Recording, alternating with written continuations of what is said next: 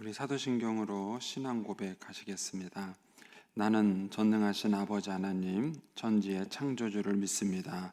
나는 그의 유일하신 아들 우리 주 예수 그리스도를 믿습니다. 그는 성령으로 잉태되어 동정녀 마리아에게서 나시고 본디오 빌라도에게 고난을 받아 십자가에 못 박혀 죽으시고 장사된 지 사흘 만에 죽은 자 가운데서 다시 살아나셨으며 하늘에 오르시어 전능하신 아버지 하나님 우편에 앉아 계시다가 거기로부터 살아있는 자와 죽은 자를 심판하러 오십니다.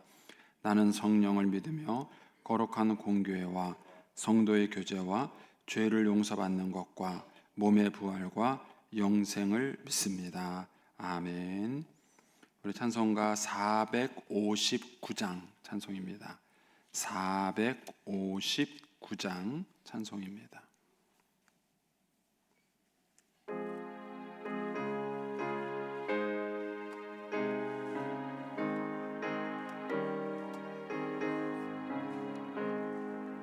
누가 주를 따라 섬기려는가?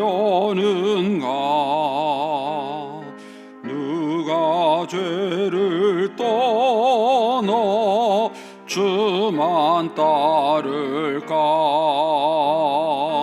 누가 주를 섬겨 남을 구할까? 누가 주의 뒤를 따라가려나?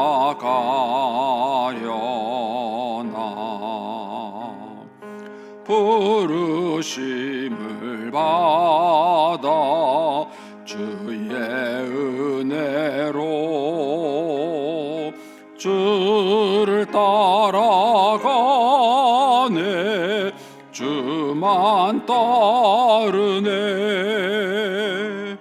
세상 영광 위에 따름 아니요 크신 사랑이네. 주만 따르고 주가 내려주신 은혜 힘입어 주의 뒤를 따라 힘써 일하네. 부르심을 받아 주의 은혜로 주를 따라가네.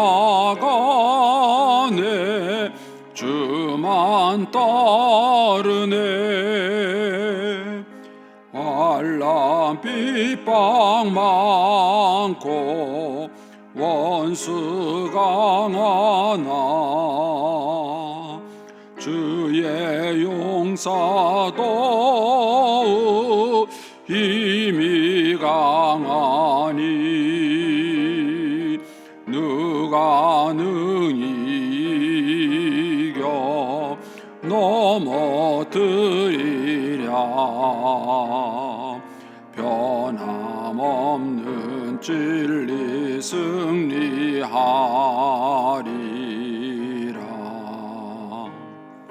기쁜 찬송하며 주의 은혜로 주를 따라가네.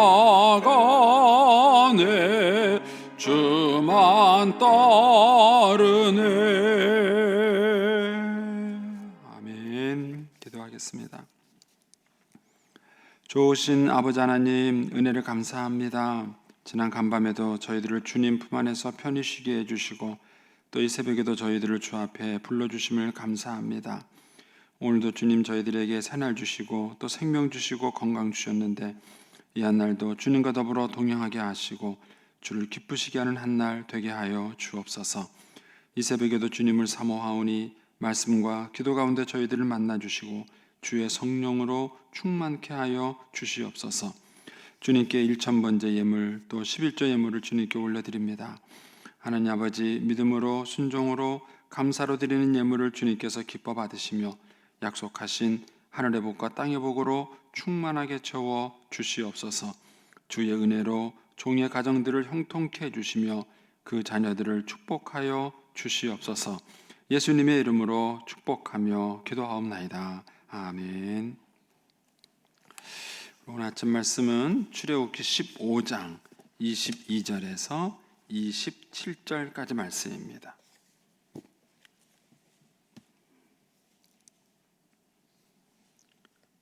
출애굽기 15장 22절에서 27절까지 말씀입니다. 같이 봉독하겠습니다. 모세가 홍해에서 이스라엘을 인도하며 그들이 나와서 수르 광야로 들어가서 거기서 사흘 길을 걸었으나 물을 얻지 못하고 마라에 이르렀더니 그곳 물이 써서 마시지 못하겠으므로 그 이름을 마라라 하였더라. 백성이 모세에게 원망하여 이르되 우리가 무엇을 마실까 하며 모세가 여호와께 부르짖었더니 여호와께서 그에게 한 나무를 가리키시니 그가 물에 던지니 물이 달게 되었더라. 거기서 여호와께서 그들을 위하여 법도와 율례를 정하시고 그들을 시험하실세 이르시되 너희가 너희 하나님 나 여호와의 말을 들어 순종하고 내가 보기에 의를 행하며 내 계명에 귀를 기울이며 내 모든 규례를 지키면 내가 애굽 사람에게 내린 모든 질병 중 하나도 너희에게 내리지 아니하리니 나는 너희를 치료하는 여호와임이라. 그들이 엘림에 이르니 거기에 물샘 12과 종려나무 70구리가 있는지라. 거기서 그들이 그 물 곁에 장막을 치니라. 아멘.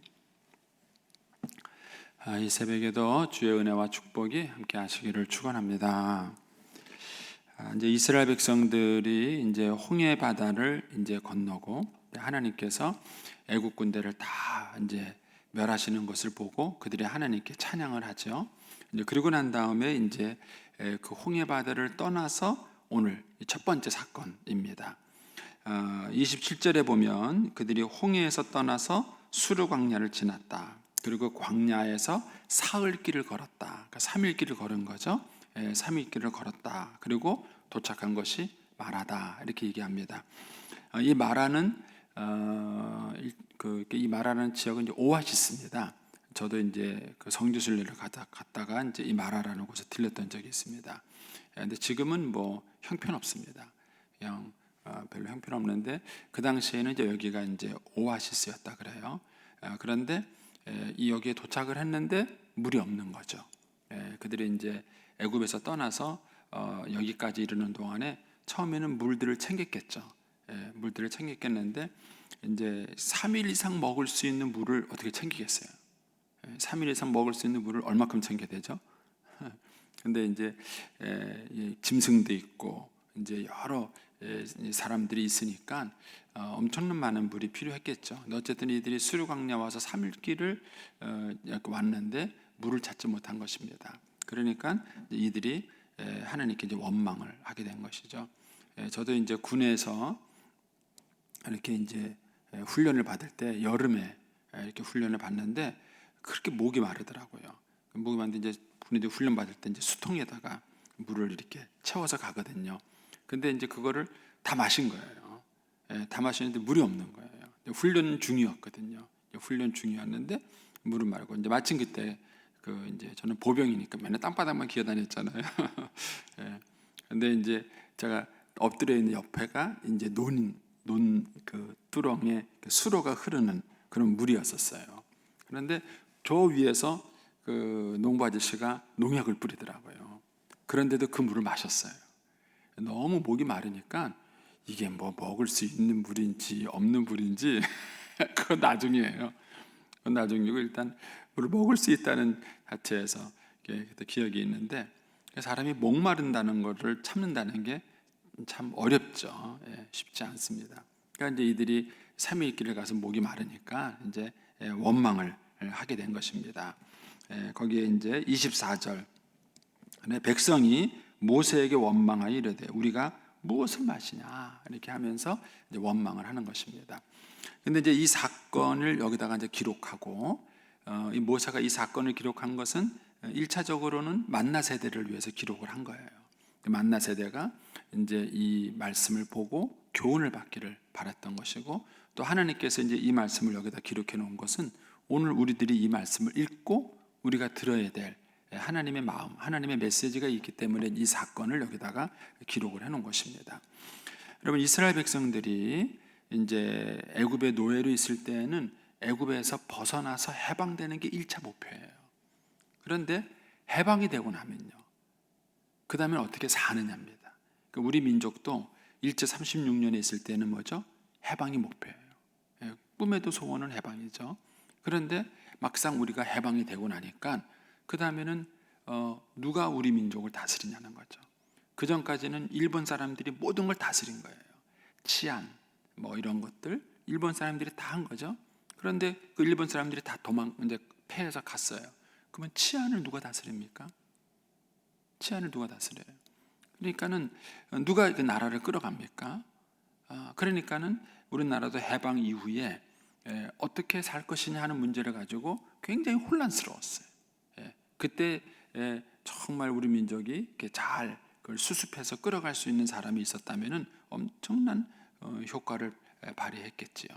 그러니까는 이스라엘 민족이 1차적으로는 해방되는 게 중요했지만, 그 다음에는 해방되고 난 다음에는 어떻게 사내는 거예요. 하나님께서 해방의 기쁨을 주셨는데 그 해방의 기쁨 속에서 그들이 어떻게 사느냐 하는 것이죠. 우리가 오늘날로 이제 오늘 우리에게 적용을 시켜본다면, 우리가 처음에는 구원을 받는 것이 1차적인 목표죠. 그 다음에 이제 구원을 받아서 하나님 나라의 백성이 됐어요. 그러면은 구원받고 난 다음에 하나님 나라의 백성으로서는 어떻게 살아야 하느냐 하는 거예요. 어떻게 살아야 하느냐. 이 부분에 대해서 우리가 명확하지 않으면 방황하게 되는 거예요. 그런데 이스라엘 백성들이 애굽에서 해방이 되고 난 다음에 그들에게 제일 먼저 해야 되는 일 중에 하나가 뭐냐면 노예 근성을 버리는 겁니다. 노예 근성을 버리는 거예요. 노예의 특징이 뭐죠? 적극적으로 일하지 않습니다. 꿈이 있겠습니까? 비전이 있겠습니까? 오늘 하루를 뭘 하겠다는 설계도가 있겠습니까? 그들은 일평생을 시키는 대로만 사는 거예요. 그러니까 노예들이 입에 붙은 게 뭐냐면요, 불평입니다. 노예가 할 수 있는 게 뭐가 있어요? 오늘 왜 이렇게 많이 시키느냐고 말이야. 오늘따라 왜 여기에다 또 이걸 하냐고 말이야. 오늘 뭐 이거 왜 이러냐. 그들에게 꿈이 있는 것도 아니고 비전이 있는 것도 아니고 보람이 있는 것도 아니에요. 그러니까 그들이 노예로서 맨날 수동적 위치에서 살아온 거예요. 근데 지금은 이들이 해방이 됐고 자유민이에요. 그러니까 이들이 자유민으로 사는 것은 노예로 살던 시절하고는 다른 거예요. 근데 그 중에 하나가 뭐냐면은 불평하는 습관을 없애는 거예요. 근데 이 출애굽 세대는 이거를 끝까지 못 버려요. 그러니까는 이후에 우리가 계속해서 보겠지만은 사사건건 불평이고 원망이에요. 조금만 불편하면 원망하는 거예요. 조금. 여러분, 부모와 자식이 뭐가 다르죠? 자식은 불평한다는 거예요. 부모는 그 불평에 대해서 책임을 지는 거예요. 불평하는 게 문제가 아니에요. 책임을 지는 거예요. 교회에서도 똑같아요. 교회에서도 정말 그 교회 리더는 누구냐? 그 리더는 책임을 지는 사람이에요. 리더 가는 사람은 누구냐? 불평하는 사람이에요. 조금만 불편하면은 불평해요. 원망해요. 그 사람들은 책임을 지는 사람들이 아닌 거예요. 그러니까 이스라엘 백성들이 노예 근성을 갖고 있었기 때문에 이 노예 근성의 특징이 불평과 원망입니다. 그러니까 이들이 이것을 벗어버렸어야 돼요. 이거를 신약 성경적인 관점에서 말한다면은 악습이에요. 구습이에요. 옛사람이에요. 그러니까는 이들이 애굽에서 노예로 살던 그 노예 근성을 그들이 벗어버리고 이제는 해방된 자유민으로서 살아가는 그 훈련을 하나님께서 이제부터 시키는 거예요. 이들이 이제부터 시키는 겁니다.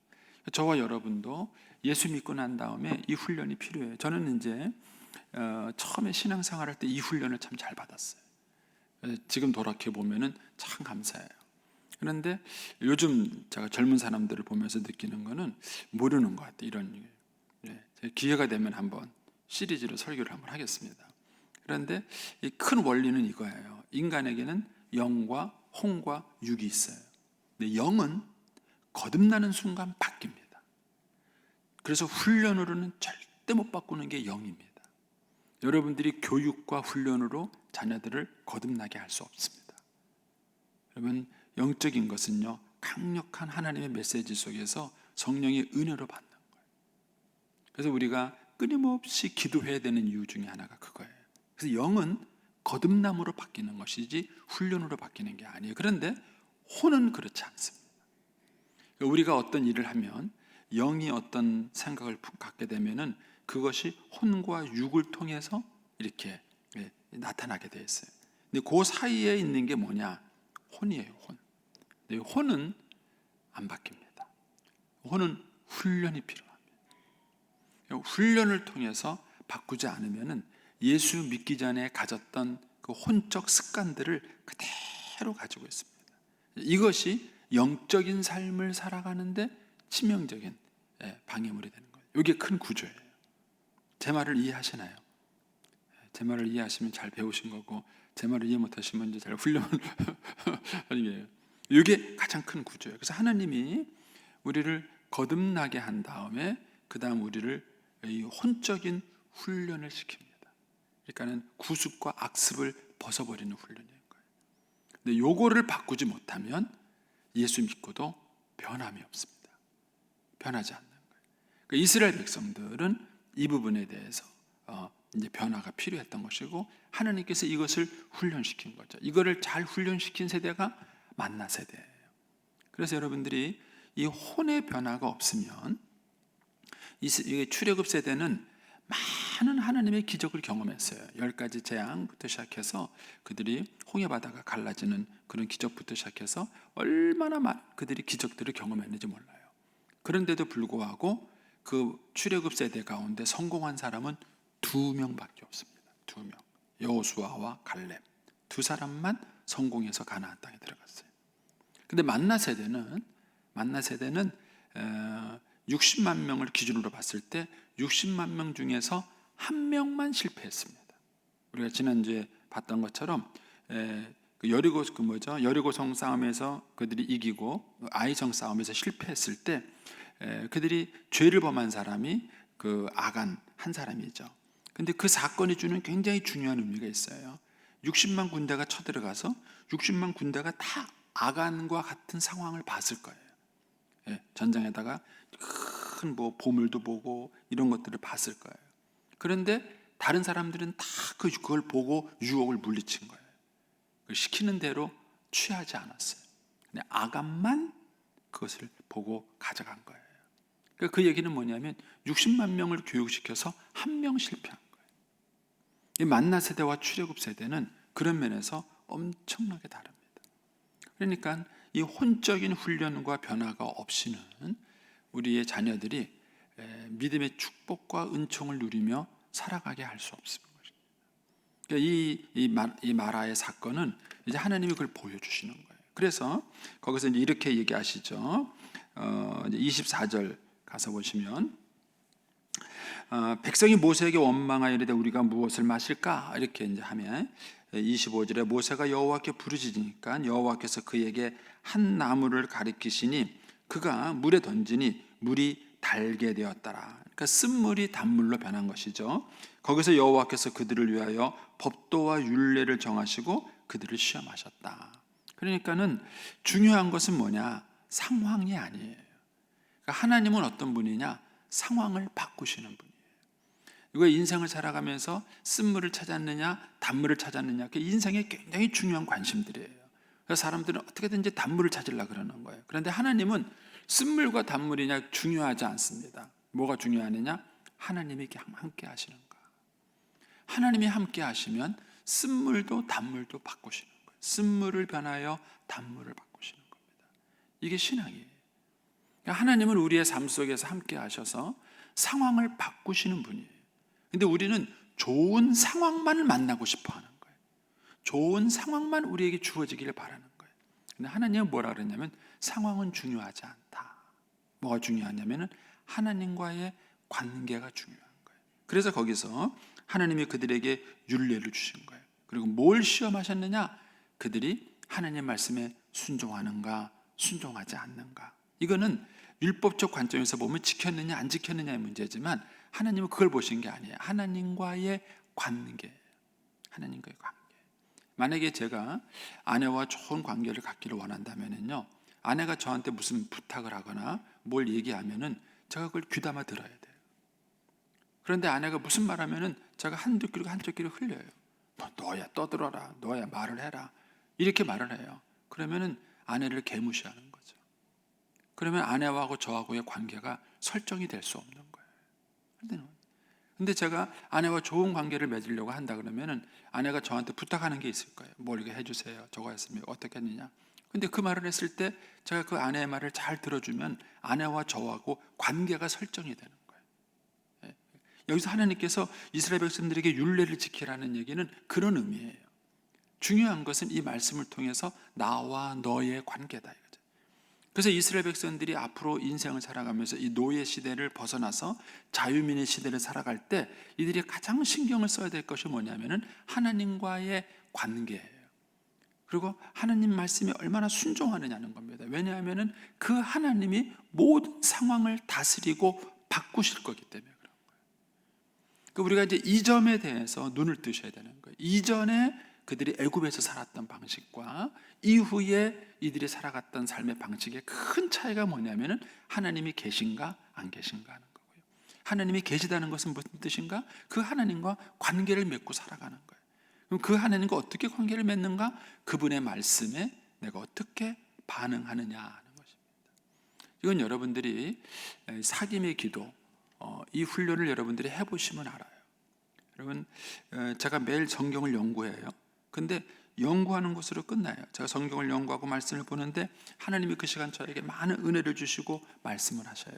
그런데 제가 배운 것으로 끝나요. 그리고는 그 말씀대로 순종하지 않아요. 그러면은요, 하나님은 더 이상 말씀을 주지 않습니다. 여러분들의 성경을 볼 때 성경이 은혜롭지 못하다는 얘기는 성경이 절대 어려워서 은혜롭지 않은 건 아닙니다. 하나님은 성경을 쉽게 쓰셨어요. 근데 왜 성경을 볼 때 깨닫지 못하는가? 하나님께서 깨닫게 하지 않기 때문입니다. 하나님은 왜 깨닫게 하지 않는가? 그거는 사람들이 듣기만 하고 순종하지 않아서 그런 겁니다. 그래서 여러분들이 한번 이 순종에 잘 초점을 맞춰보세요. 그래서 하나님이 여러분에게 깨닫게 해주시는 말씀, 그 성경을 읽는 것이든 설교를 듣는 것이든 아니면 성경을 공부하는 것이든 여러분에게 깨닫게 해주시는 그 말씀을 여러분들이 하나씩 하나씩 철저하게 순종해 보세요. 하나님은 반드시 인격적으로 여러분을 대해 주십니다. 그래서 그 말씀을 또 깨닫게 해주시고 더 깨닫게 해주시는 거예요. 이게 은혜를 풍성하게 받는 비결이에요. 그런데 한국 성도들은 받으려고만 하지 순종하려고 해요. 순종하는 거는 예배 잘 드렸어요, 11조 했어요, 그럼 나 순종 다 했다고 생각하는 거예요. 하나님은 그렇게 하시는 분이 아니세요. 그래서 하나님께서 이스라엘 백성들에게 이 과제를 주신 거예요. 내가 너희들에게 법도와 율례를 줄 것이다. 그리고 그것을 가지고 너희가 지키는지 안 지키는지를 내가 시험을 할 것이다. 그래서 그것이 이스라엘 백성과 하나님 사이의 관계 설정에 굉장히 중요한 기본이 되는 거예요. 그러면서 이렇게 얘기하십니다. 26절에 이르시되 너희가 너희 하나님 나 여호와의 말을 들어 순종하고 내가 보기에, 그러니까 하나님 보기에요. 하나님 보기의 기준이죠. 내가 보기에 의를 행하며 내 계명에 귀를 기울이며 내 모든 규례를 지키면 내가 애굽 사람에게 내린 모든 질병 중 하나도 너희에게 내리지 아니하리니 나는 너희를 치료하는 여호와임이라. 여러분, 인생을 살아가는 동안에 어떤 하나님을 만나느냐는 게 대단히 중요합니다. 나중에 이제 우리가 또 뒤에 가서 배우겠지만은요, 이스라엘 백성들이 가나안 땅에 들어갔을 때에 그들에게 큰 문제가 된 게 뭐냐면요, 문화의 변화예요. 애굽 그 광야에서 40년을 방황할 때는 이들은 유목민이었습니다. 그리고 늘 어딘가 이동해 다녔어요. 여러분, 이 사람들에게 가장 중요한 것이 뭐냐면은 외적으로부터 자기를 지키는 거예요. 그래서 이들에게 필요한 것은 뭐냐면은 이 외적과 싸우는 힘이에요. 그래서 그때 이들에게 필요했던 것은 만군의 여호와예요. 만군의 여호와. 이들이 경험한 하나님이에요. 근데 이들이 가나안 땅에 딱 들어오고 나니까 상황이 바뀌어 버렸어요. 이제는 유목민이 아니라 정착민이 됐어요. 그리고 농사를 짓기 시작한 거예요. 농사를 짓기 시작하니까 가장 먼저 필요한 것이 뭐냐면 비예요. 비. 그런데 이들은 비를 다스리는 하나님을 경험하지 못한 거예요. 그래서 그 가나안 사람들에게 뭘 배웠느냐? 비는 바알이 주관한다, 이렇게 배운 거예요. 그래서 그때부터 그들이 바알을 섬긴 겁니다. 하나님을 버린 게 아니에요. 하나님도 섬기고 바알도 섬긴 겁니다. 그래서 싸울 때는 만군의 여호와가 필요하고 농사를 지을 때는 바알이 필요했던 거예요. 소위 말하는 혼합주의가 생긴 거예요. 이것 때문에 싸운 게 뭐냐면 엘리야 사건이에요. 그래서 엘리야가 말한 거예요. 하나님이 비도 다스리신다. 그래서 뭐라 그랬냐면 앞으로 3년 6개월 동안 비가 이슬이 없을 것이다. 바알에게 시큰 기도해봐라, 이렇게 말한 거예요. 그래서 3년 동안 비와 이슬이 없었던 거예요. 그러고 난 다음에 엘리야가 나타난 거예요. 그리고는 이제 하나님이 비를 주관한다는 걸 보여준 게 바알 신과의 전쟁이에요. 그리고 난 다음에 3년 6개월 동안 오지 않던 비가 내린 거예요.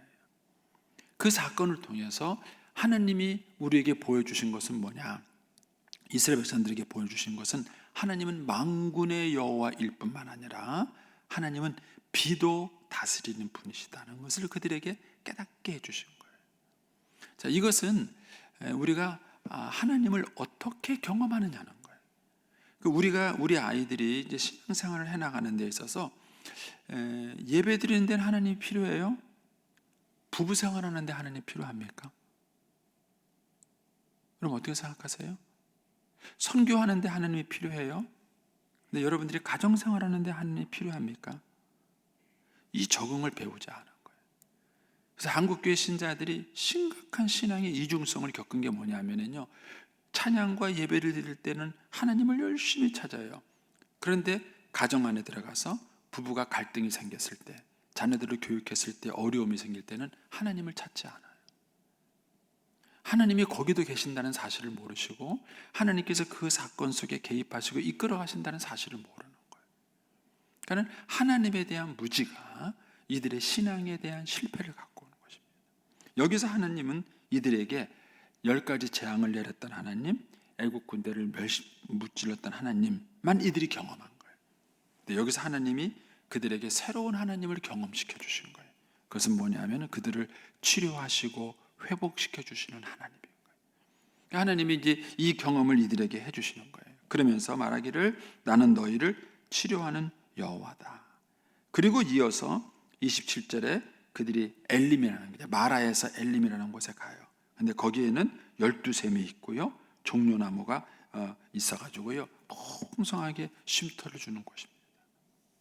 저와 여러분이 인생을 살아가는 동안에 마라를 찾느냐 엘림을 찾느냐가 초점이 아니에요. 제일 중요한 것은 뭐냐면은 하나님과의 관계, 그리고 그 하나님을 여러분들이 얼마나 풍성하게 경험하느냐. 여러분 20대 때 경험했던 하나님을 70대 80대도 만나십니까? 그런 거예요.